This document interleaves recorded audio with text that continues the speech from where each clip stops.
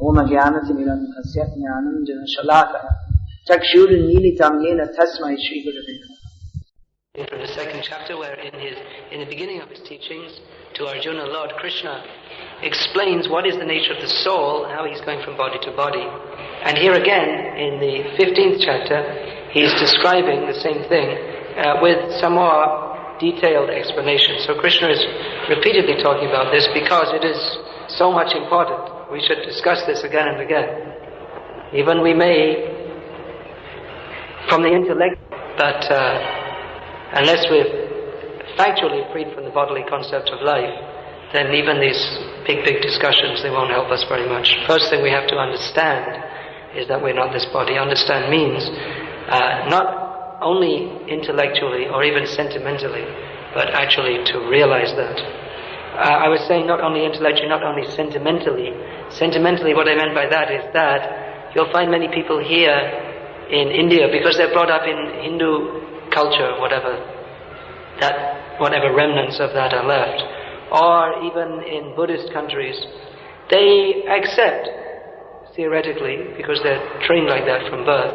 Many people also don't believe it, but most people, they have some kind of concept that when we leave this body, we go to another body, or even that I'm in the present situation I'm in because of my previous activities in a previous body. Although no one has a very clear understanding about this, but they have a vague understanding.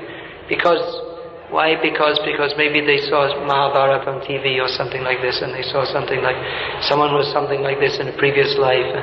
So the concept is there. But realization, vague understanding is one thing. Being taught about it is something else. Practicing on that platform is even better. That's what I was describing last night. To engage in devotional service is to act on the platform that we are not this body. And from that, realization comes. So until realization comes, we should repeatedly speak about this.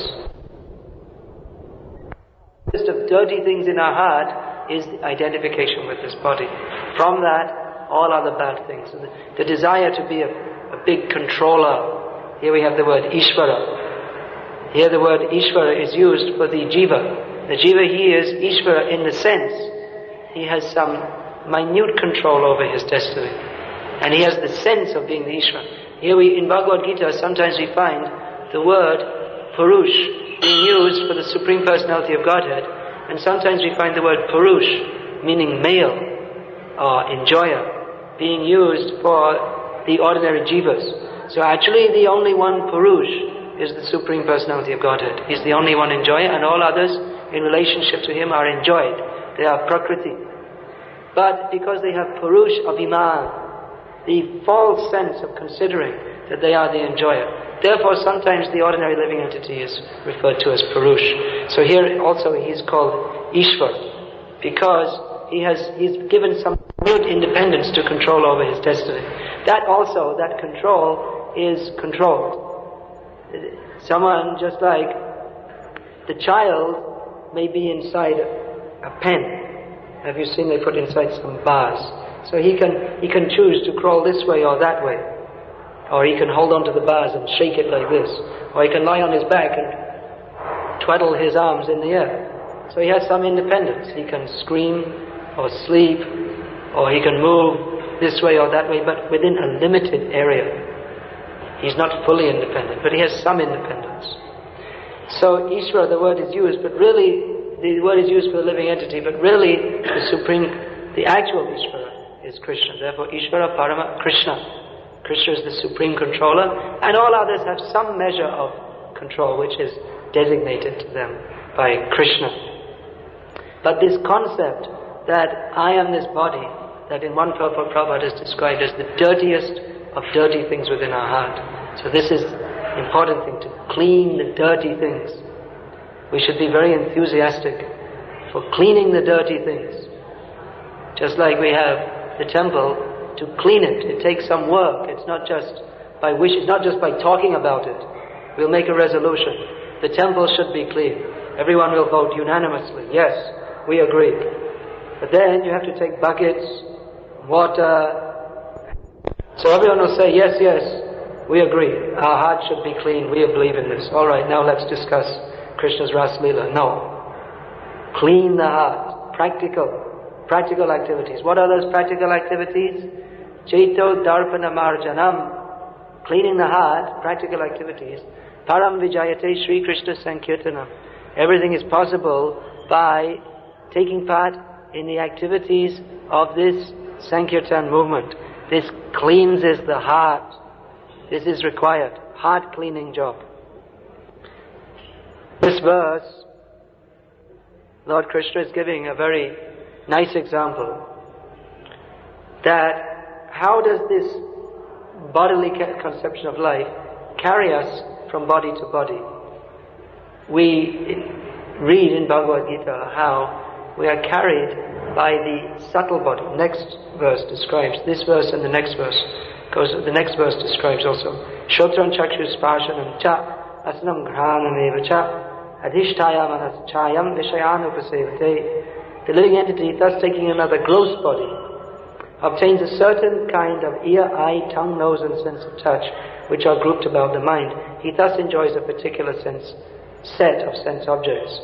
So this verse describes, these two verses describe how the bodily, because of the bodily concept of life, we go from one body to another. Being the soul is riding on the manoratham, on the chariot of the mind. Because due to a misplaced sense of consciousness, contaminated consciousness of false ego, we identify with the body. False ego, that is called ahankar. Aham means I. So when we think I am this body, that is called ahankar or false ego. But real ego means to understand I'm not this body, I'm eternal spirit soul, I'm the eternal servant of Krishna. But when our consciousness becomes contaminated by forgetting Krishna, Krishna bhuli se jivan adi bahirmukh atev mayatayadya samsara duk.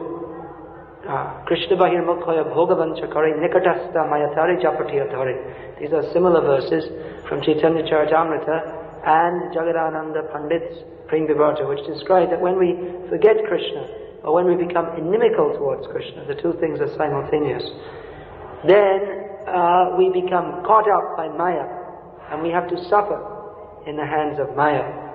So in the hands of Maya means Ami Nitya Krishna Das Ekata Bhule Maya Nafa Haya Chiradin Bhule. This Jagadananda describes further that when we forget that I am the eternal servant, Ami Nitya Krishna Das Ekata Bhule. I am this is Jagadananda Pandit. This is a good line for your who's that? The ones who say we never were in any relationship with Krishna. There's some kind of idea going around. But according to Jagadananda Pandit, who is a personal associate of Chaitanya Mahaprabhu, he says, Ami Nitya Krishna Das. I am the eternal servant of Krishna, but we forget this. Ekata Bhule. Mayar Nafar Hayat Chirodin Bhule. Then we become under the... But we forget this. Ekata Bhule. Mayar Nafar Hayat Chirodin Bhule. Then we become under the control of Maya, and Chirodin, forever, we wander around in this material world. Pishachi Paile Jena Mati Chanda Hoy, Maya Grasta Jiver Hoy Sheba Buddhoi. Again he says that a person in this material world who's caught up by Maya, swallowed by Maya, he becomes like a person haunted by a ghost. A person haunted by a ghost, he talks all nonsense. They put them in the mental home.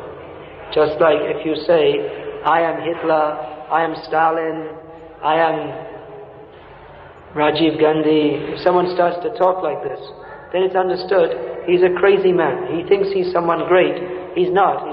He's a rickshaw puller on the street. Actually, the rickshaw pullers don't go crazy. It's usually the educated people that go crazy, because they have all this insane education. It drives them mad. So anyway, you may be a no one on the street, but then you imagine that I am the Prime Minister, I am the King, I am a great person. So he's committed to the lunatic asylum because of misplaced identity. But everyone in this material world has a case of misplaced identity, because they're thinking, I am this body. It's just a longer period of insanity. Someone, he may be thinking, I'm Rajiv Gandhi, he's not. And someone may be thinking, I am Rajit Nair, and he's not, because he's not this body. It's a misidentification. But he takes that up so strongly that, because of that identification with the body, he thinks, I have to enjoy through the body. And therefore the mind takes up the activities of sankalpa vikalpa, accepting and rejecting. This is good. This is not good. This is very nice. This is not very nice. This is good. According to the kind of situation we get within the three modes of material nature, we consider something is good, something is not good. Just like a vegetarian, they may think that to eat spaghetti and macaroni is good, and not eat meat. And a meat eater, they think if I can eat meat 3 times a day, that is very good. One person is attracted to one kind of food, and someone else is attracted to another kind of food. And within the three modes of material nature, there are so many different permutations and combinations of attraction and repulsion. A person in the mode of goodness is attracted to live in a peaceful place, in natural surroundings, to discuss philosophy, especially to discuss philosophy concerning the absolute truth. A person in the mode of passion is interested in economic gain, showing power, prestige.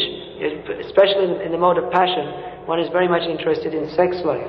In the mode of ignorance, a person is attracted to a lot of sleep. He feels quite comfortable living in dirt. He actually likes that, just like a pig likes to live in stool. So a person in the mode of ignorance likes to live in a dirty situation. He doesn't care for cleanliness. He likes intoxication. He may take pleasure in violence and seeing others in pain. These are symptoms of the mode of ignorance. So according to the kind of situation we get within the modes of nature, which is again according to our previous karmic activities, we get a certain kind of body and a certain kind of situation in which to live out our mad dream of being an enjoyer of this material world. And we accept and reject according to our inclination.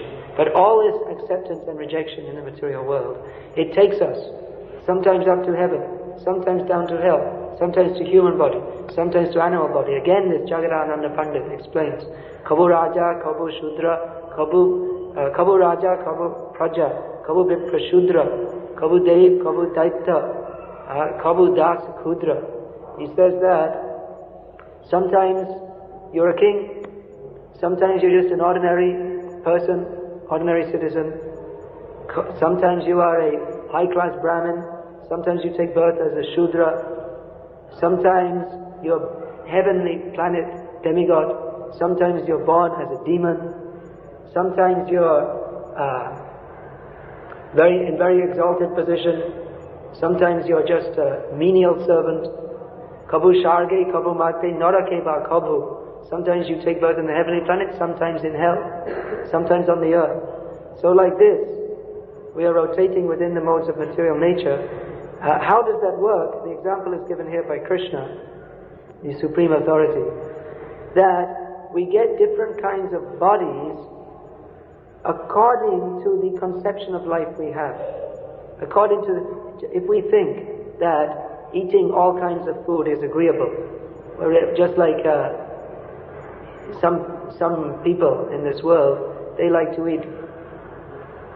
What was that I saw in Dubai? They were advertising in the butcher shop. It was written, liver for sale, liver, intestines. It means people, they like to eat the intestines. I don't know which intestines, you know what that is? That's where all the stool comes through. The pipe, that's the long pipe inside the body that the stool comes through. If you see a dog that's run over in the road, all the intestines come out. The first thing that come, and the crows. Have you seen when the dog is killed in the road? Then the crows, what do they like to eat? First thing is the eyes, and then the dog will come. What am I thinking? The crows eat the eyes. But say a cow is killed or something like that, then the dog will come, and the first thing they like to eat is the intestine. So Prabhupada also noted that once he was on the plane, and there was an Indian man, Marwari, sitting opposite. Marwari, they're supposed to be very pious. They're always very pious people, but sometimes behind the doors, other things go on. So he was on the plane eating sausages. You know what this sausage is? You're going to go to Germany, right, Kanan? A very highly cultured country, which is famous for sausages, among other things. So sausage means they put the blood and all the ground up bones, and the butcher may spit in it while he's doing it also. And they put this all inside the intestine of a pig, and then people eat it. Very nice. So some people are attracted to eating such things. So if you are attracted to eating such things, then in your next life you will become a pig, because the pig likes to eat all kinds of horrible food. Now, just imagine, if you like to eat horrible food, you can only eat so much horrible food. You can't eat unlimited amounts of horrible food, because you have a digestive problem. Just like today is New Year's Day. Yesterday was New Year's Day. So in the Chinese calendar, this is you see, I'm telling you things from my experience. From experience, living in different parts of the world, you get to observe different things. So the day after Chinese New Year's Day, all the doctors in countries like Malaysia and Singapore, they're very busy. Because anyway, the Chinese, they eat 5 times a day. But on New Year's Day, Chinese New Year's Day, they eat more. They eat more food, more times, and more kinds of things like crabs and lobsters and monkey's brains and all things like this. So, naturally they get severe cases of indigestion. So the point I'm making is that they like to eat all kinds of horrible things. They take pleasure in eating. Some people eat live shellfish. They like to eat alive. Very nasty. So they like to eat this, but the problem is they get stomach pain, and then they can't eat for 6 days, and they're simply ayu. That's the Chinese way of saying ow, ayu. So they're suffering because they like to eat, but they can't. So in the next life, they can get the body of a pig. Because the pig can eat all kinds of horrible things. Why do you want to eat the intestine? The stool is coming through. Why not just eat stool? That's better. Just eat stool directly. So you can become a pig. Because you have such a desire. Because you have such a desire, you get such a body. Same thing eating meat. Generally people that like to eat meat, they think I'll become very strong. Although actually we don't necessarily see that meat eaters are strong. Not necessarily true. Of course, the elephant is a pure vegetarian. So is the buffalo. They're very strong. But many times we hear people, here in India especially, they say, they warn, don't become a vegetarian. I know becoming a vegetarian because I want to have sex and I have to have lots of meat and then I'll become strong. Otherwise you can't enjoy life. Unless you eat 3 gallons of blood, you can't enjoy life. So, you can get a strong body and eat meat. Why you want a strong body, then why be a human being? Because a human being, not very strong. You see, many times they have World Olympics, weightlifting championship. So these poor men, they struggle for years, build up their body and they lift up a big weight. But any elephant, if you bring, any ordinary elephant, even a baby elephant, he can immediately lift the weight which the man is struggling for so many years to practice, and immediately he can win the World Olympic Championships. You bring any baby elephant, they can win. So why you're struggling to be so big and strong and eating meat, then in your next life you become a tiger. Because you want strong body and eating meat. So you get it. And everyone will be afraid of you. You'll be in the jungle, everyone will be afraid of you. So you're a tiger. But the only problem is, you may think, I like to become a tiger, but you will go hungry, you will starve. Because even the tiger, he cannot enjoy. If you're a tiger, you can't go to the supermarket and buy meat. They won't let you in, they'll tie you up and put you in the zoo. And if you're in the zoo, if you're put in the zoo, then at least you'll get fed regularly, but you'll be miserable because they put you in a cage. So the tiger, or they'll shoot you. That's what they do. Man, they shoot the tigers.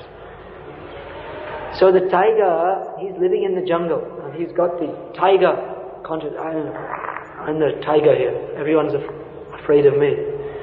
But being afraid of him means he can't catch any food to eat. That's why he's starving. Most of the time the tiger is hungry.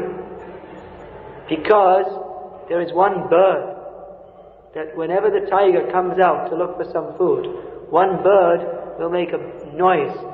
And then all the animals for 1 or 2 kilometers around, they know, oh, now the tiger's here. And they'll boom, run. So it's very difficult for him to catch any food. He may be the tiger, but he's not enjoying.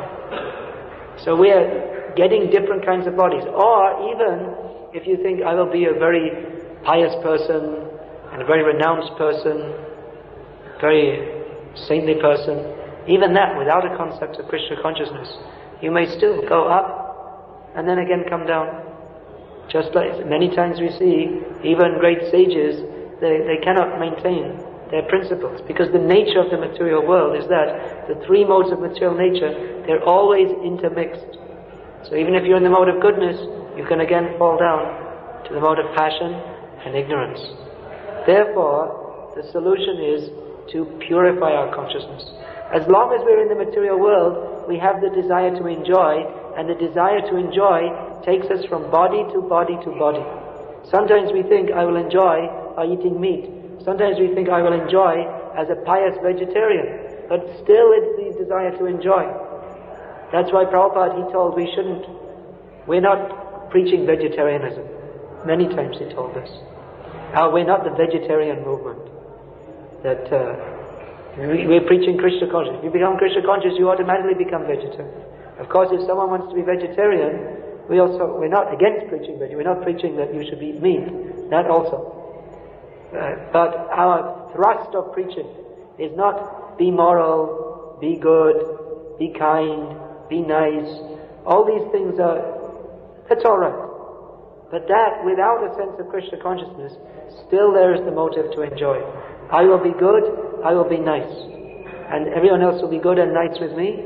And then we'll all peacefully enjoy being good and nice and enjoy sense gratification. Just like when Prabhupada was in America in the 1960s, there was the hippies peace movement. They wanted to stop the Vietnam War. Why?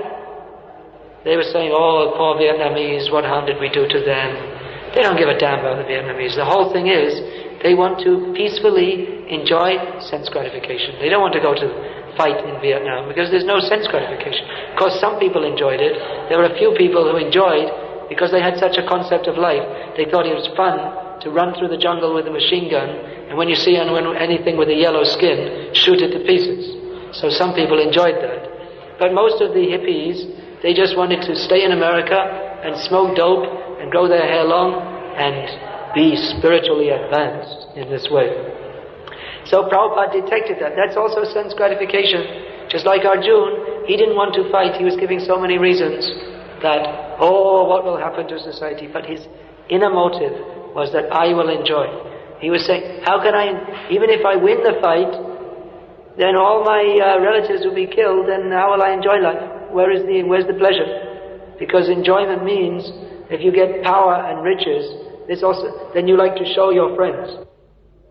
This is my house, and these are my servants' quarters, which is like a big mansion, and they like to show off.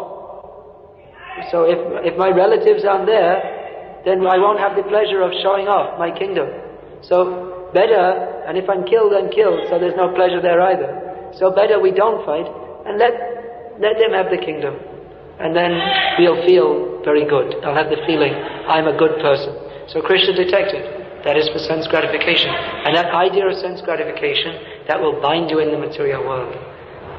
Body after body after body. Therefore Krishna is teaching Arjuna, and through Arjuna, he's teaching the whole world to give up the idea of sense gratification, even subtle sense gratification, and showing how to surrender to Krishna, which will stop the cycle of repeated birth and death. This is the whole point, that we have to get out of this bodily concept of life, otherwise we must suffer repeated birth and death. So coming out of the bodily concept of life, ultimately means to surrender to Krishna, in which sankalpa, vikalpa, acceptance and rejection, instead of accepting sense gratification and rejecting that which we perceive to be detrimental to our sense gratification, we change our whole consciousness. That's why we say Krishna consciousness. It's a different kind of consciousness. Instead of accepting, oh, this food looks very nice, or I don't like this. On the sense gratification platform, at every moment the mind is accepting and rejecting. But on the Krishna conscious platform, there's also acceptance and rejection, but in terms of service to Krishna. Anukulyasya sankalpa, pratikulyasya varjanam. We accept everything which is favorable for the service of Krishna and reject everything that is unfavorable. So this is the change of consciousness that Krishna is teaching. Come out of the bodily concept of life and come to the proper concept of life, that I am not this body, I am the eternal servant of Krishna. Therefore I should serve Krishna, and in this way be benefited on the highest platform, the ultimate platform. Hare Krishna. Is there any question? Yes. God has given us the senses. God has given us the senses, therefore we should enjoy them. Yes, very good philosophy. You want to enjoy, but God has also told us that if you enjoy your senses like this, you'll become a dog or a cat. So if that's what you want, go ahead. You see what God says. He says that this path of sense gratification leads to hell. Sharira vitajal jarendra teikal jibe file vishaya shagare. The path of sense, He's given us the senses, but He's told us to engage the senses in His service. He is Rishikesh. He is the enjoyer. God has given us the senses, but He never says that you are the enjoyer. If you want, you go ahead, you try and enjoy. There is no enjoyment, because material enjoyment is just a myth. There is no enjoyment in sense gratification. But if you're such a fool that you think there is, go ahead, become a dog or a cat. But if you really want to know what God wants of us, then you should listen to His message. You can say, God also gave me this and I'm going to punch you in the face. Is that a good philosophy? You have to know how to use your senses. Nichya. God has given me the senses, therefore I should unrestrictedly enjoy them. No, that's not correct. Any other question? All these points we should discuss regularly, scrutinizingly try to understand from all different angles. Understand that we're not this body, we're not this mind, we're not this false ego, we're eternal servant of Krishna. Let's try and understand this. Maharaj, I should feel that something which is very based on our mind and something which is very based on the direction of Krishna. Well, the directions of Krishna are in Shastra. If you want to know how to practically apply them, if you're not sure, then you have to consult someone who knows, who is sure. That's the process. That's an important point. Anukulyasya sankalpa pratikulyasya varjana. We accept everything that is favorable for Krishna's service and reject everything unfavorable. So if we're not sure what is what, then better consult someone who knows.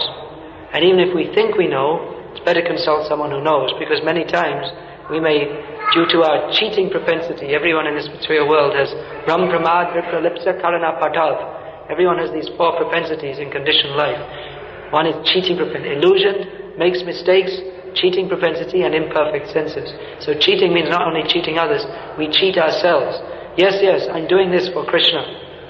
I'm offering all these food, I'm cooking these kinds of foods because Krishna likes it. Actually, I like it.